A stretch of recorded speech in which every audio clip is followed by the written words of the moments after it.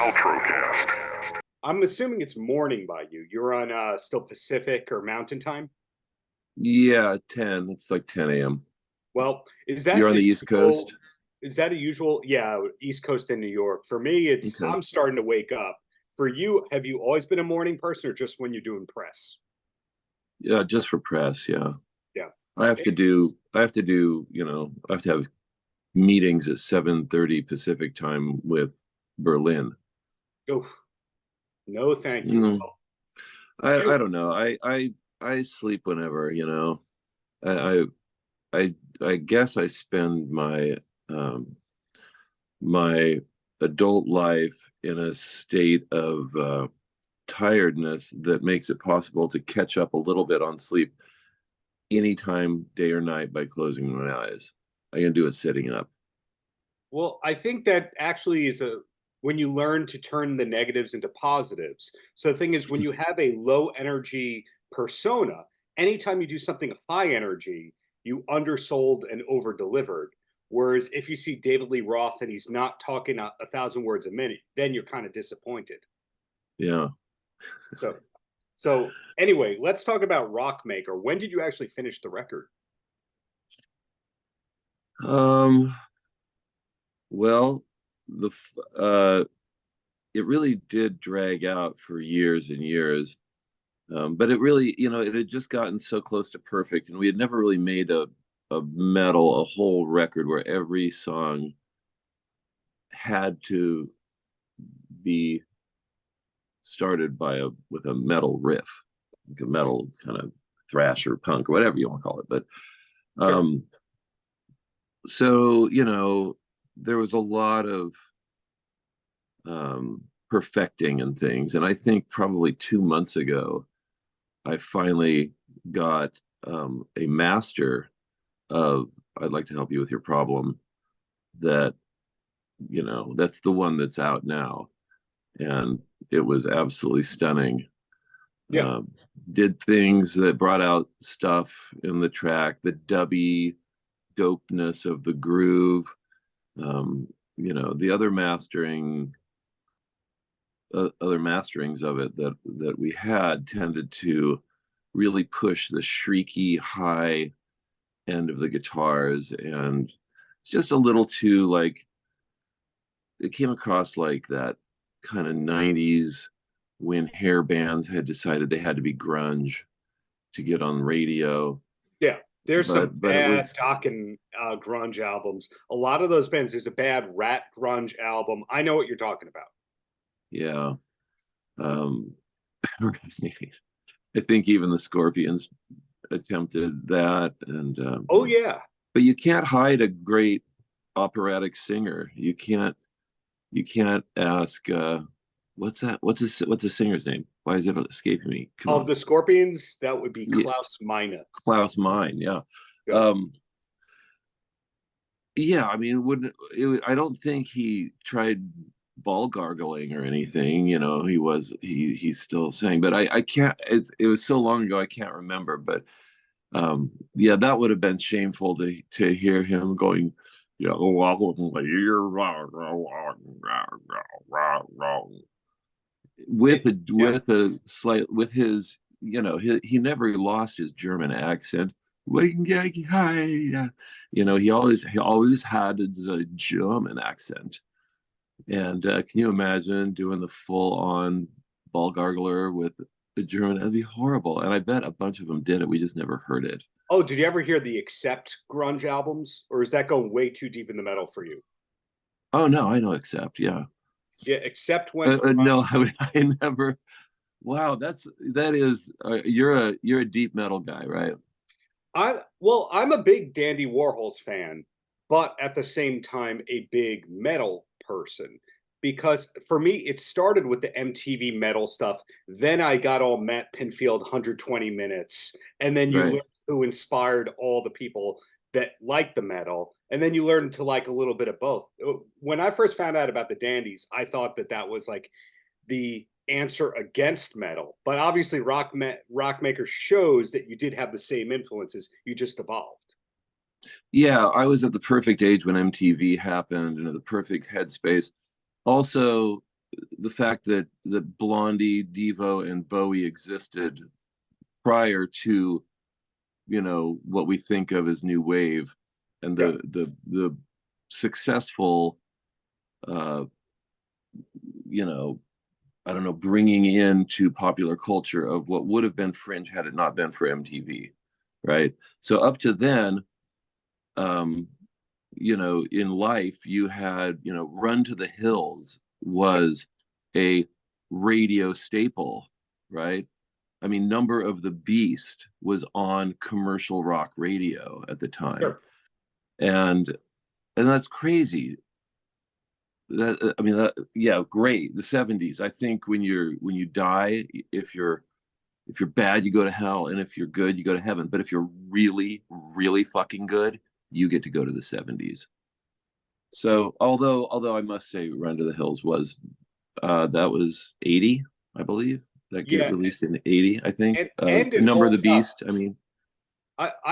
Run to the Hills is one of those songs where, to me, it doesn't necessarily sound like an 80s song. The production doesn't sound dated or anything like that. So there could be a new generation of people who hear it and just don't think of Maiden as an 80s band. Right, right. I To me, it's that the Scorpions, everything that all things successful arena metal just Mhm. lumps into the 70s in my childhood for me. It's just, if it's pre MTV, it's 70s, but you know, that's, you know, the date line doesn't tick over and everybody changes their recording technique, their chord changes, their melodies, their vocal style. No, it doesn't happen. So I mean, you know, Excalibur looks like a 70s movie, but it's 80, 82 maybe even. Then Um, you have, further to what you're saying, you have a lot of albums that came out in 90, 91 that we really think of as 80s. So, for example, people call Warrant an 80s band, but Cherry Pie was technically the 90s. wow. I didn't mean to go too weird on you, but we'll keep going back to this album has some special guests. I won't name the one that's embargoed and all that, but Well, how long, when does this come out? I was going to post this in the next few weeks before the embargo lifts on who that special guest is. But it's incredible that you had them, that you had Frank Black, you have Slash, etc. Did you have a long list of people that you wanted on there, or are these just happenstance one by one? Doing Yeah, it really just was about the song and running into an impasse in recording. You know, nobody in my band, none of us, Brand is also a guitar player, Mhm. and none of us can do that, you know, Vietnam vet rock LSD thing that I keep talking about, you know, Yeah. and it's wah wah, and it just has a thing. And so um, we had spoken about it, you know, over and over, and oh, how this, oh that, and our manager at the time uh, just said, okay, let's just say who would be, and it came down to should we reach out to Tony Iommi or should we reach out to Slash, Mhm. and and we felt that we listened to some Tony Iommi, and he's, you know, he's very proggy and not very Vietnam anymore, whereas Slash has never changed. He is straight up Apocalypse Now, Yeah. just acid trip, wah wah guitar wailing in the distance. And Yeah. yeah, boy, what we got out of that was way more. I mean, even had we the chops to do it harmonically, what he's doing has so much more incredible feeling and feel and mastery than any of us could do, even were we able to, Oh, I you think know, have you the. are competent players, but what happens when you want to play that song live? Do you have the guitar track pre-recorded, or do you have a hired Oh gun? yeah, we don't. No, we don't. We're not gonna play along with tracks and shit like that. No. Well, Pete will just hit the wah wah, and it'll just go wah, wah, wah, Yeah. you know, and it'll be a lot more modern, you know, more noise, modern noise, tripper, swirly stuff. It won't be that. It won't be like authentic like that. But it's cool. It's just live. Live songs are different. If we played acoustic, Yeah. um, something else had better happen. That's you just do something to add a little angle or stretch the thing that's happening in a different direction for a minute, and then just to create some kind of tension to build towards a release, I guess, is really all the fundamentally on a simple level what the job is. Sure. But yeah, I mean, our first choice was to have this be as close to a 1970 metal record, formative. Um, and it obviously isn't, but it feels like it has the feel. I can't stop listening to it. I smoke pot every fucking day. Put on my headphones. I listen to this record, and I listened to that one probably 3 times. Hey, if you like your album, you're in rare company. So I'm glad to hear that. And Yeah, if if you like your album, it's done. That's what we. That's how we operate. If you don't like it, it's not done. And we don't. We record every song we write. Mhm. We don't have any songs that didn't go on records. Oh, well, if I can keep the compliments coming, you're very rare in terms of lyricists where you are telling a story and you're very sincere, but you never have a shortage of puns. Your pun game has always Mm. been strong. So where does that come from? Does that come from just watching endless amounts of stand-up comedy and movies and Endless amounts of Monty Python. Maybe I'm guessing here. Um, I don't know. It also comes from being a drummer in every band I've ever been in until the Dandy Warhols. So I had gone to music college, to a jazz college, with a bunch of real, bullet holes in the fucking windows, and heroin addicts for teachers that were, could blow like miles. And I just met, uh, you know, the I just met a lot of, music dorks, and um, there were some kids there that were, also living in my neighborhood across the river, that were also, white kids, and they were in there and they were loving like Queensryche and Dawkins and stuff that I was like, operatic classical metal, which is um, anathema to me. And so Pete just said we got to put a band together that sounds like, so we can meet people that listen to T-Rex and Galaxy 500 and shit like that. So that's what we did, and I wanted to make sure that we had nobody in our band that had ever done it before. Didn't Zia, I was of my kind of one of my best friends at the time, Kirk Peterson, said, hey, there's a chick that works at the coffee shop I work at that wants to be in a band, which everybody did. It was 93, yeah. uh, and she's super cool. She's really funny, and she's just amazing to work with. And I thought, well, that's great. Does she play anything? And he said no. And I was like, great. Tell her I'll meet her as soon as possible for coffee tomorrow morning, maybe. And I did. I met her, and she was funny and really just kind of badass. And so I showed her the keyboard. 2 black keys, C, right below that. White keys are A to G, and that starts over and repeats. So where's A? She goes, there. Great. Where's E? There. Okay. Where's G? There. Okay. 4 counts to a major. And we're going to go 4, then we're going to go 2 on the E, then 2 on the G, then back to the A, right? That kind of thing. And 1, 2, ready, go. And she did it like in that fast of a telling. So I was like, Wow. wow, you're in a band. Want to go get lunch and start drinking? So whew, that was cool. Pete, had a guitar, had lessons. Um, and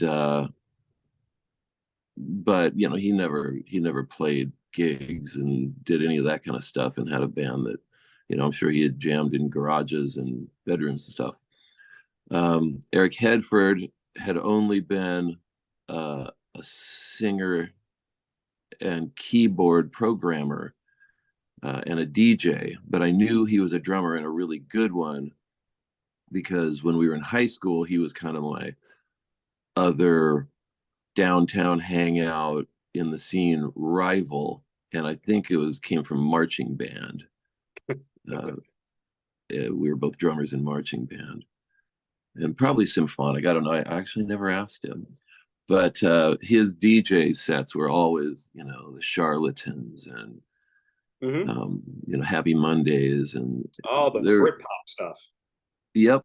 So I knew he was going to want to do what we were kind of, me and Pete were kind of doing. And the reason Pete knew that I could do this was because at night when we would get home from the bars, I would go into my room, he'd go into his room, and he could probably hear me a little bit making music, recording on this cassette 4-track Oh, the that I Tascam, it still, looks like. no, Yamaha. Oh, Yamaha. Okay. It's a, yeah, it's great. It has DBX. So if you pop that, if you recorded the DBX on, then pop it off, it is the hissiest, most exciting tape compression. It's got it's got stereo, 7-band EQ. I learned about, you know, I recorded myself and learned how to get what you want. I've never learned how to make a pro sounding record. We have to find other people with different talents and skill set for that. But I know how to make it feel cool, like what I want it to feel like. So, Yeah, if I um, can rudely interrupt you and compliment you, it's just been decades of the guy who's calling the shots, who knows what he wants done and what it to sound like, but he's publicly pretending to be like the slacker who doesn't care. are you describing somebody we know? I mean, that's kind of been the case where it's the hardworking guy who put in the time and the effort, but publicly he's like, yeah, I don't know. Yeah. Well, I'm not acting. I certainly don't know how to act. I've tried. Trust me, it's Oh, really? shameful. But yeah, I mean, there's so much I don't know about, and we fuck up so much, and I fuck up so much. It's been really great to have a band together for this long because, Yeah. you know, in the first 5 years, uh, you know, we did a lot of recording and went from my bedroom to, you know, a Grammy winning, one of the most legendary mixers of all time, Chad Blake. Mm-hmm. So, um, you know, now here we are at this point.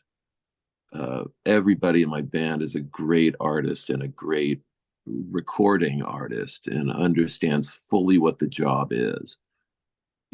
So it is, I can get away with doing a lot less.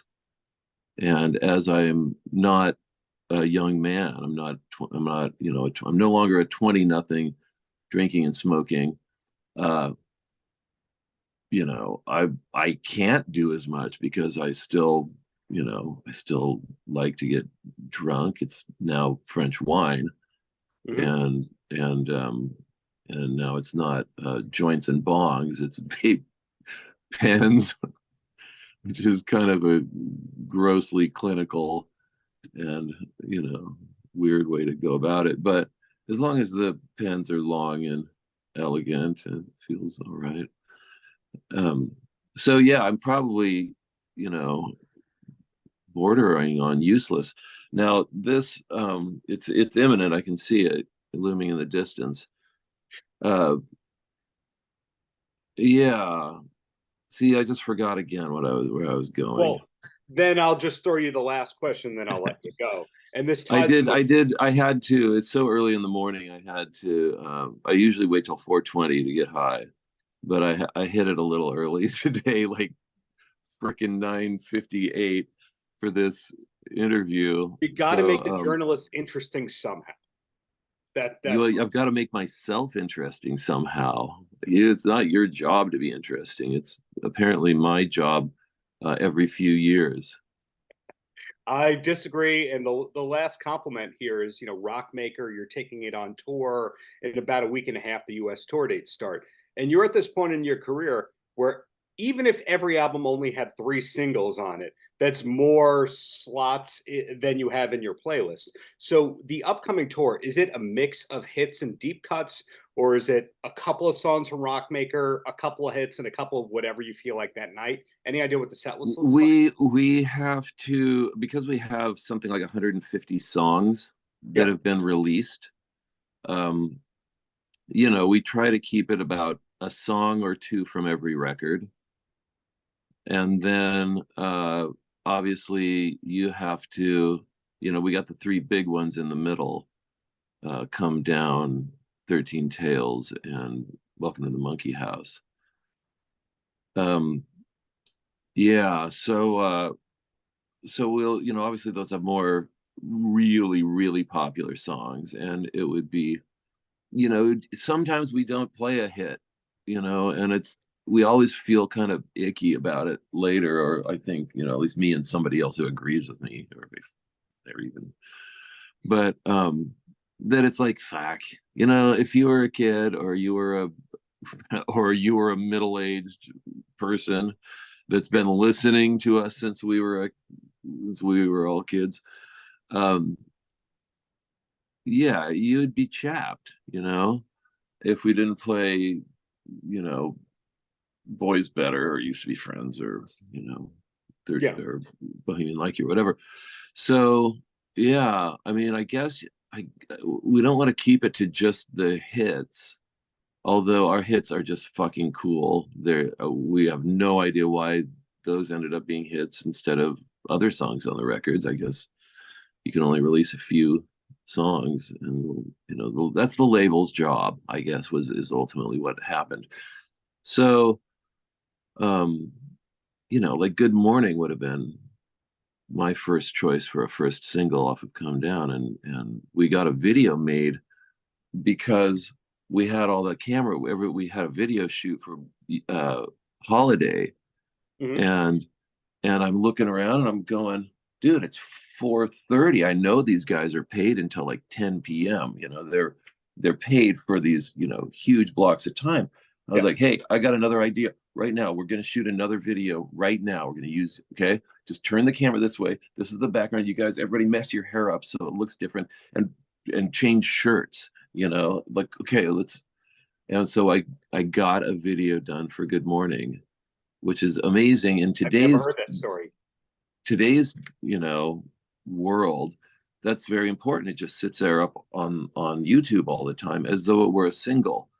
And I was just so relieved that it's not just, you know, the hits off of Come Down are still up there in the top views of our video catalog. Yeah. Um, Well, that just speaks to the pretending to be a slacker but working hard for decades now. So kudos to you for mm, that, on top of the great music, and really looking forward to even the next record. Congrats on Rockmaker, Courtney, and looking forward to whatever is next. yeah, yeah. Our next record will be a quiet record. It'll be a come down record, and which opens the door for a, another very difficult job.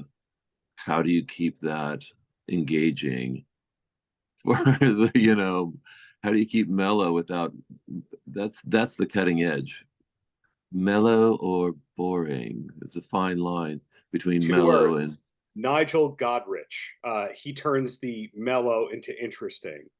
you think he does have a, but he has a clacky approach to high end. I'll Sure. have to listen to it because I don't think we're going to want that. I think we're going to want a sticky kind of high end to be more like kind of sounds.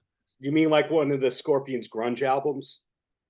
Yeah, that's, maybe that's what we need to do. I got to go back and listen to that. I remember I thought they looked pretty cool though. Paltrocast.